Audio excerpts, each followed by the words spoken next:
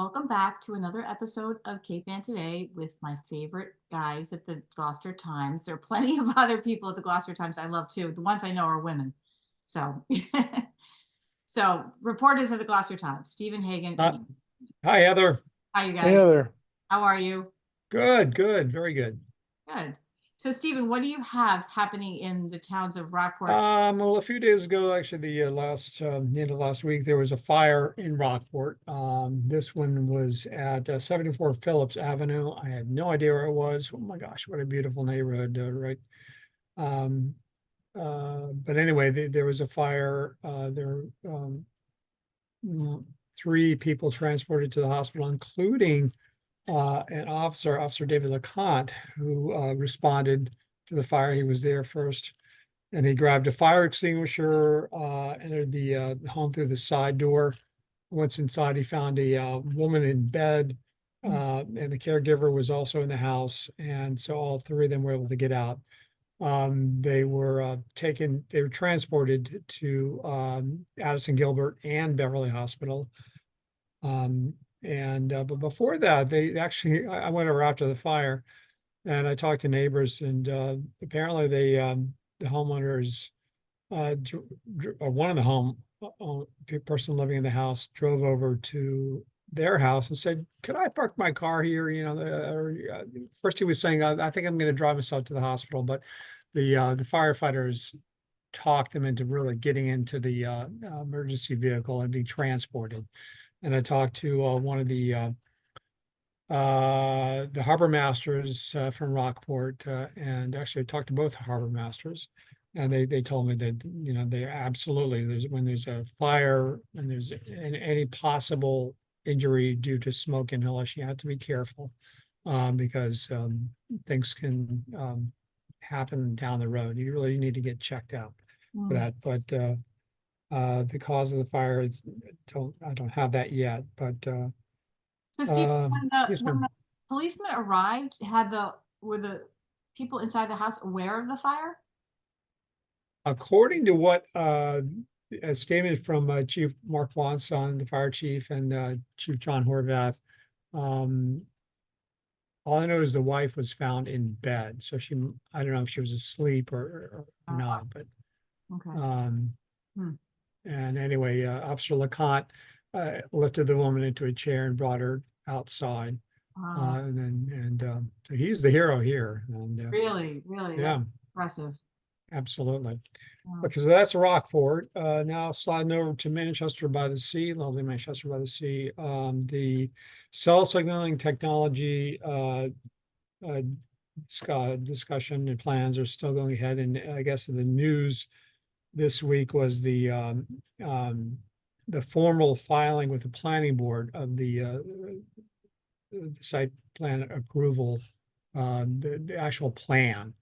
And so they have that. And alongside that, there is the property. It's, if I can describe it, it's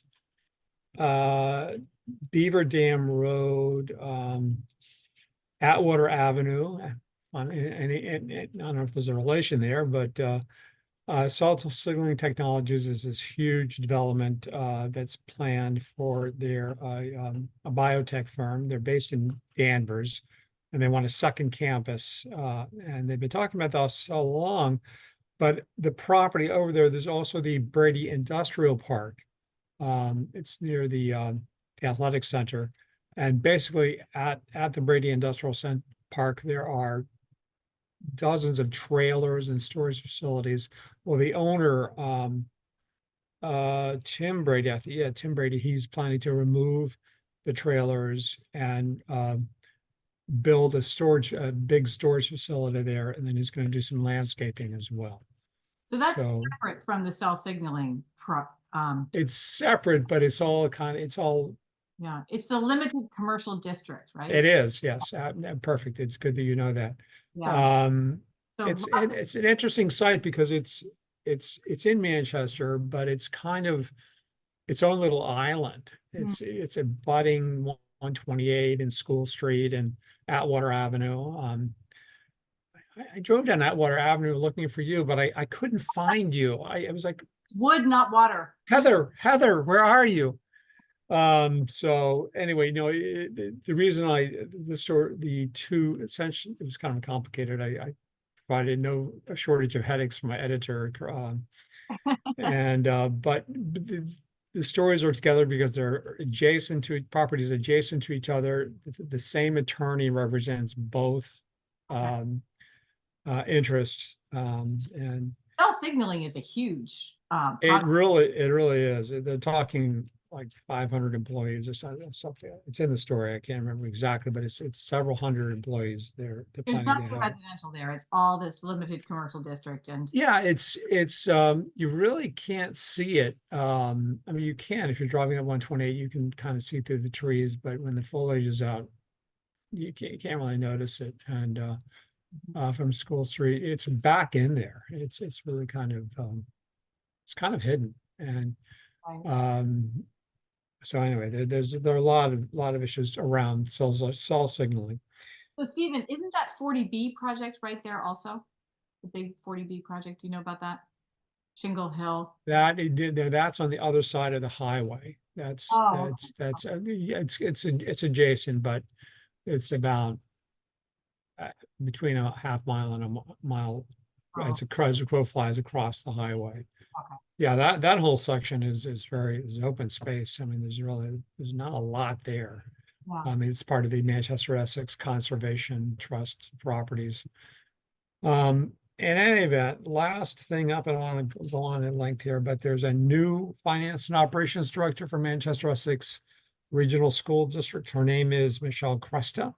She comes from a similar position over in Marblehead, where she had, as I said, the same role, and she stepped in to serve as acting superintendent after the resignation of former superintendent John Buckley. So they're Nice. they're pleased to have someone on board, and they will definitely need it for the high school, the joint high school. Yeah, right, right. All right. Well, Ethan, you're up next. What do we have happening in Gloucester? Well, I just want to say that that fire in Rockport, we heard it come, we heard it come in and it was cold. Yeah, It that was was very cold. Thank God everyone got out, but that was it was a scene. And then I think we had another fire in Gloucester last week on Friday. And thank you, Ethan, for heading over to the Rockport fire and Yeah, getting yeah. some Well, photographs. it's my That job. was I got out awesome. of City Hall and I'm like, oh, there's fire. yeah. Happened to be at City Hall that night at the Kyrus Auditorium for the um, unveiling of the concepts for the East Gloucester School. So, the East Gloucester School is closed now after 75 years. And the city has actually filed Article 97 legislation to have the school has to be demolished, and the open space lost at the East Veterans School has to be replicated or at the East Gloucester site across town on Davis Street Extension. So that's they're trying to figure out what's going to happen at that site. So open space. So the city hired Weston and Sampson, and the Open Space and Recreation Advisory Committee is playing an advisory role on this project, an open space project. They've been trying to get as much feedback as possible from the neighbors before they go ahead, and especially with the design concept. They want the neighborhood to be happy Right. in this. So a couple things came out. They came out with two conceptual drawings, and they're kind of similar including a U10 soccer field or a multi-purpose field in the middle, and the playground off to the sort of the right-hand side of the site as you go in. And I think what residents liked about what was called option 2 was the way the parking was arranged, because you would come in and then the parking would be like all around the sort of the big site, and it'd be like you just come in and you'd be able to park closer to the playground. That seemed to be the big thing for residents. And then the other added amenity would be a walking path all the way around, walking paths. It's about a 3-acre site. Ward, Ward one, Counselor Scott Memard and others were proposing you might need restroom facilities, especially if it's a sports field. Mhm. And also, Mount Pleasant Avenue, there's actually, kind of like a cut through to residents of Mount Pleasant Avenue. I like to go and walk around the existing school site. Residents of like Marianne Albert Boucher are concerned about preservation of the Parsons Playground in the memory of Lieutenant, Arthur Maxwell Parsons, who was killed during World War One. Mhm. So the memorial playground, they want that to be kept in perpetuity. And, but I think that generally the positive feedback was for that second option. The people really care passionately about the school. I think there's some sadness about the school closing after so long and what this is going to mean for the community. But if you think there's going to be perhaps, nice playgrounds, little swales people can play on, the field. Yeah, it should be nice. I don't know when the school is going to be torn down though. So if you're going to ask me that, I don't know. I don't know. All right, well, then let's move on because that's what I wanted to know. Um, did that come up on, at the meeting? I'm kind of curious myself. Yeah, yeah. When is that gonna happen? Huh. I don't know. I don't know. The residents care really passionate about it. I mean, it's like there's a, if you've ever been to the school, there was a turnaround at the front of the school, Yeah. and the residents like this. I think like the second option because it kind of preserves that feel. The Oh, school's kind of set up a hill. Schools kind of come in, just turn around the steps, kind of set up on the hill, yeah, and people sort of like that yeah, feeling. Then yeah. there's a playground, the old playground. They really can't do much with it. They're not going to. The engineers are saying the West Sampson landscape guys are saying that it would cost you just as much to preserve what's there. He's concerned about the memorial bricks; those are also crumbling as well. So it's kind of a shame. So, but I think they're planning on some really nice stuff. So it'll be a nice amenity. But the amenity is not only for the people in East Gloucester, because if this is a replication of what happened, what was lost at Mados Field, the softball field, and the open space there, you got to think of this as also an amenity for the Web Street, Friend Street neighborhood. So a little bit tough to walk there, but we'll see. But they're really talking about this as an amenity for the city, Mm, not uh, just for the neighborhood. yeah. Well, there's been a lot more conversation about affordable housing. That happens all the time in Gloucester these days, but there's a specific conversation you want to tell us about. Yeah, affordable housing, it's a lot of people in the city are housing cost burdened. And affordable housing is not it's city's actually under its maximum requirement for affordable housing, and Mhm. it's hard to find. And Mm. especially in a very desirable place like Gloucester. So this mayor had talked about and has talked about for a while, setting aside $1.5 million for the city's affordable housing trust, which was revived this year, over the last year during Mayor Greg Berger's term. And there's what are you gonna do with this money? So obviously, how much affordable housing can you build with $1.5 million? Probably not a lot, but the idea is that they want to attract developers and nonprofits, say Wellspring, Action, Harbor Light, North Shore Community Development, and bring those people in, bring developers in who want to build affordable housing and use that money. They get a grant and use that grant to go to the state and get and leverage that grant for more money from the state, either from the one-stop process or Federal Home Loan Bank. So it's like a TIF, it's like a tax increment financing agreement with the city. It's not a lot of money, but it unlocks money at the state, shows that the city buys into the project. So if you're an affordable housing developer and you get, I don't know, $60,000 from the city, it shows the state, hey, the city's committed to your project. So Right. they're not trying to leverage it. And so there's a project at Harbor Light, I don't know, Harbor Light Homes in Beverly, Andrew DeFranza. They're planning on building a 20-unit senior studio apartment complex next to Nelson's on Main Street, on the east end of Main Street, there's a parking lot there. Rather sizable parking lot, so, that's the proposal, and when I talked to Mr. DeFranza for the story, he said that they would be interested in applying for this money.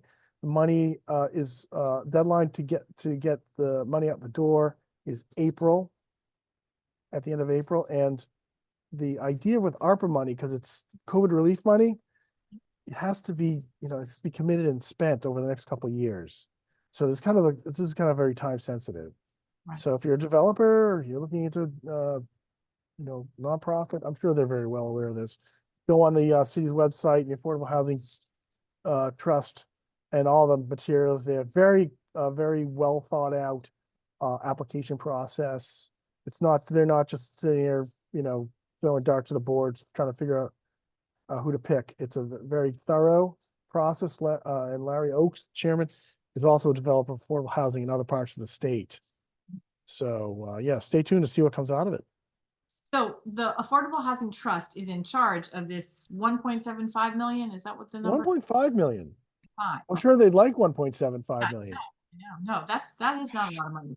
So, and Harbor Light would love to have, They'll probably, the idea is they apply for grants. It's based on the project, it's not, how many projects can come in and, but well, they that do might a help great- determine how much you get. Yeah, I mean, Harbor Light, does a great job, yeah. Yeah, I think you were at the ribbon cutting in Rockport, right? For those, no, Stephen would have been there. Steve was there. Yeah, no, they do such a nice job. And I've heard Andrew DeFrancis speak, and he is Yeah, so informed about affordable housing. that was actually an amazing experience. I mean, they really have their ducks in a row, and DeFranza is quite a character. He's just one of these people that draws people to him. Yeah, no, he's a great guy. All right, so Ethan, there's also a new hotel potentially happening in Gloucester. Well, downtown Gloucester's a place to be nowadays. We have the Cut venue, which is opened, and there you got live acts there and people jumping around, and a big old bar, and sort of across the street, more across the street from the Weather Vane, the old Santander Bank. A group is developers proposing a hotel, 41 units. Mhm. They'd add several floors, floors first couple floors, and the guest units would be on 2 through 5, and then there'd be a rooftop pool. Is there a rooftop pool in Gloucester in a hotel? Yeah, there is. There is where? At the Beauport, they have a rooftop. Damn. So there's precedence for this, and I'm sure a lot of the motor inns have some really cool pools too. So Yeah, I'm not gonna say- rooftops, but probably have a nice view of the harbor, I'm guessing. yes, there are a few, I think, that do. Yes. I think so we'll see what happens. With that, it's just going for the zoning board of appeals. They need relief for the lot width. I mean, it's the existing building. I mean, Mhm. the footprint's not changing. It's just gonna go up. Right, They right. have to go to the city council for the height relief, and Mhm. parking's gonna be an issue. Their parking plan, they can get like 29 spaces, regular spaces, fitting all the dimensional widths and zoning, for a parking space, or they make smaller sort of head-in spaces, and they can do valet and get 41 spaces. So Hmm, obviously you go to a hotel, you wanna have parking, right. but parking is tight. Parking is tight downtown, but parking is not tight downtown. I At agree. night, Yeah. there's not a lot of cars in the street. There's a lot of parking downtown on the off hours. On the on hours, during the day. Well, But dinner time, when the restaurants are busy, it's a little bit hard to park. yeah, and during the tourist season, Yeah. when Hopper was here, you couldn't find a space down around City Hall. It was pretty exciting. But we'll see. I guess that will be the big issue. Will be I predict parking and height, Hmm, but there's a lot of tall buildings in the downtown. yeah. So. So it goes before the city council and they need. First zoning board, they need their zoning board relief. Zoning relief for parking and lot width. I don't know. I don't know the date when it's coming. And then if they get that, then they would go to the city, they would go to the city council. And I don't know, I didn't get an amount of the investment, but it must be a large. They put $10 million into the cut, that group of investors. Yeah. And if, hey, maybe it's gonna be a rock and roll hotel, you Yeah. perform at the cut and then you go over. I mean, it's a totally different dynamic for Yeah. downtown. That whole end of downtown is kind of popping. So wait, So- Ethan, it's the same investors as the cut? No, I said, the investors who did the cut Did- invested, $10 million. I don't know what the investment is on this, but it's probably substantial. Oh, yeah, for sure. But I think it's a great way to reinvigorate Main Street. Yeah, and the Passports too also won approval for a boutique hotel on the upper floors. And did you know that the Passports building was the original Gloucester Daily Times building? It's been reinforced for for the presses. Wow. Yeah. That's So interesting. that's, Passports so bringing people into the downtown. If you get 41 guests there and then, Passports Hotel, they're gonna shop locally, right? It's gonna be great. It's year round as well. Right. No, it's great. All right, gentlemen. Well, thank you very much. Anyone want to foreshadow what's happening next week? I'm doing a paper I'm doing an article on nomination papers that are out in Rockport. That's good.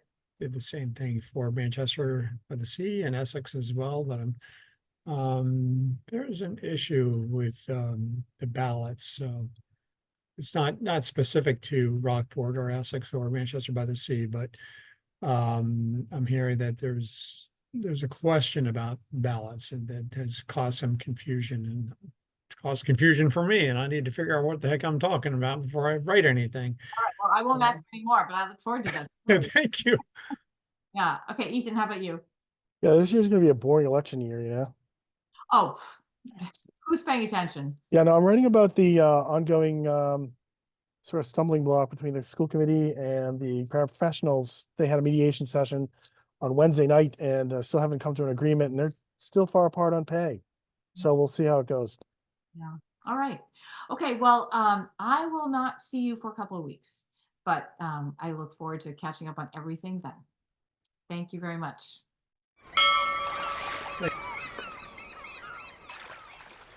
Interested in a sponsorship? Email sponsor@1623studios.org to learn more.